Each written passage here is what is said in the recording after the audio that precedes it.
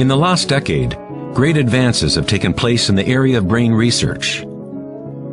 Scientists have discovered neuroplasticity, a term which conveys the idea that the physical wiring of the brain changes according to the thoughts moving through it. As Canadian psychologist Donald Hebb put it, neurons that fire together, wire together.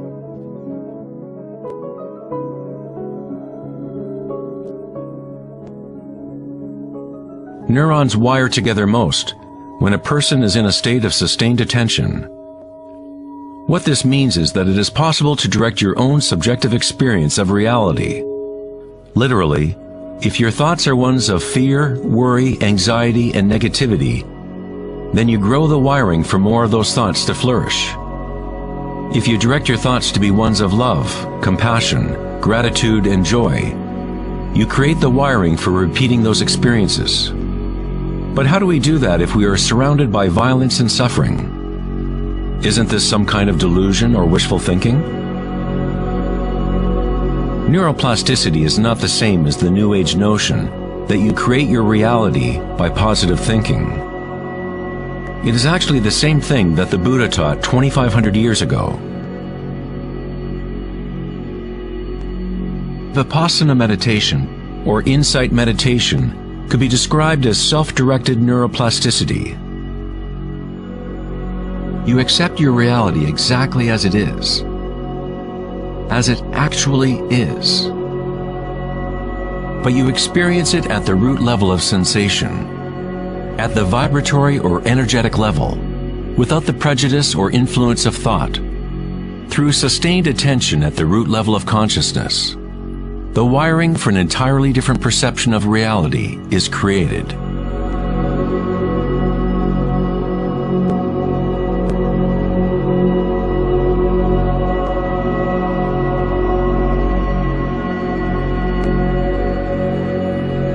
We have got it backwards most of the time. We constantly let ideas about the outer world shape our neural networks. But our inner equanimity need not be contingent on external happenings. Circumstances don't matter. Only my state of consciousness matters. Meditation in Sanskrit means to be free of measurement, free of all comparison, to be free of all becoming. You are not trying to become something else.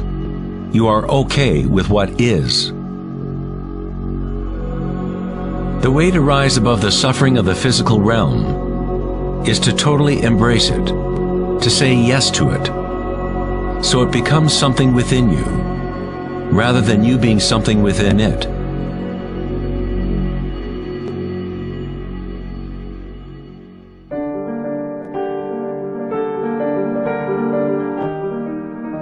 How does one live in such a way that consciousness is no longer in conflict with its content?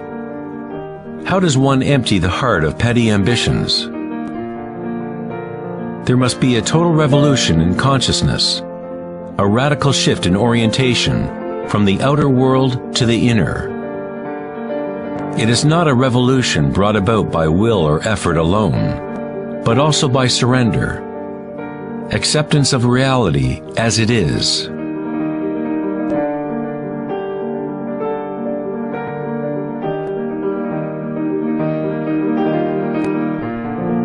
The image of Christ's open heart powerfully conveys the idea that one must open to all pain. One must accept all if one is to remain open to the evolutionary source. This doesn't mean you become a masochist. You don't look for pain. But when pain comes, which it inevitably does, you simply accept reality as it is, instead of craving some other reality. The Hawaiians have long believed that it is through the heart that we learn truth. The heart has its own intelligence, as distinctly as the brain does. The Egyptians believed that the heart, not the brain, was the source of human wisdom. The heart was considered the center of the soul and the personality. It was through the heart that the divine spoke, giving ancient Egyptians knowledge of their true path. This papyrus depicts the weighing of the heart. It was considered a good thing to go into the afterlife with a light heart. It meant that you had lived well.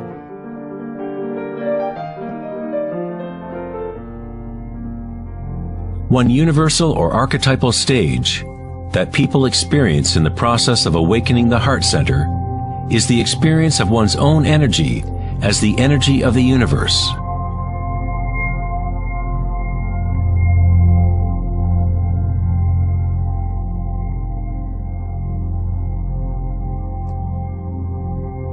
When you allow yourself to feel this love, to be this love, when you connect your inner world with the outer world, then all is one. How does one experience the music of the spheres? How does a heart open?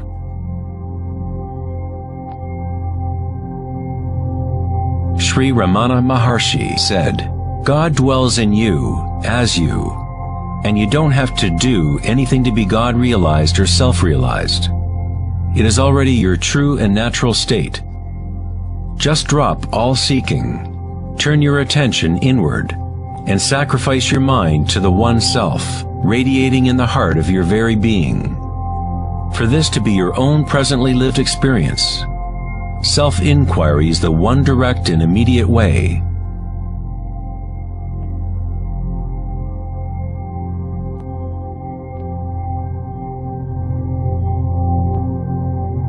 When you meditate and observe sensations within, your inner aliveness, you are actually observing change. This force of change is the arising and passing away as energy changes form. The degree to which a person has evolved or become enlightened is the degree to which one has gained the ability to adapt to each moment, or to transmute the constantly changing human stream of circumstances, pain and pleasure, into bliss.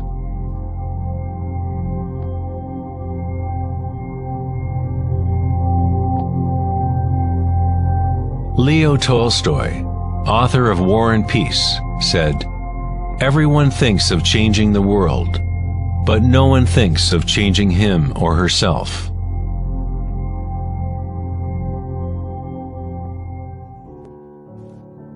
Darwin said the most important characteristic for the survival of a species is not strength or intelligence, but adaptability to change.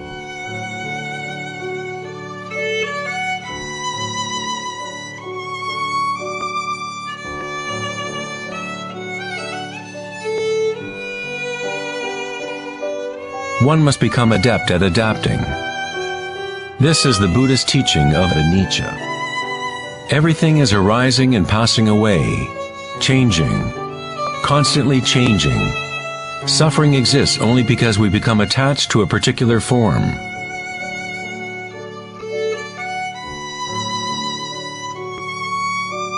When you connect to the witnessing part of yourself with the understanding of anicca, bliss arises in the heart.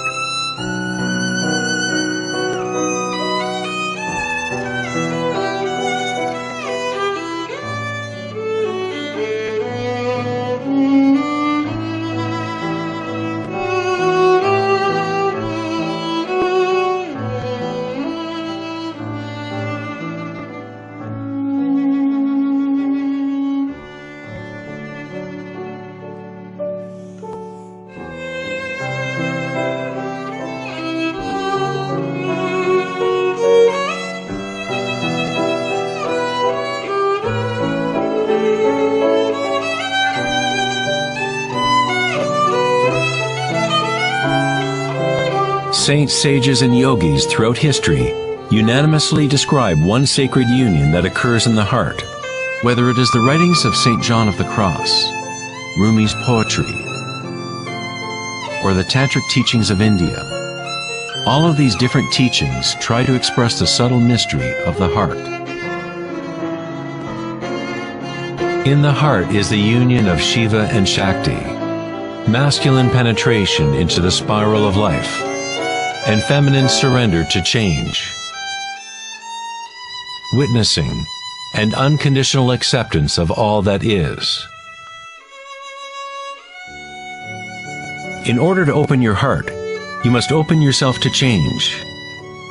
To live in the seemingly solid world, dance with it, engage with it, live fully, love fully, but yet know that it is impermanent, and that ultimately all forms dissolve and change. Bliss is the energy that responds to stillness. It comes from emptying consciousness of all content. The content of this bliss energy born of stillness is consciousness, a new consciousness of the heart, a consciousness that is connected to all that is.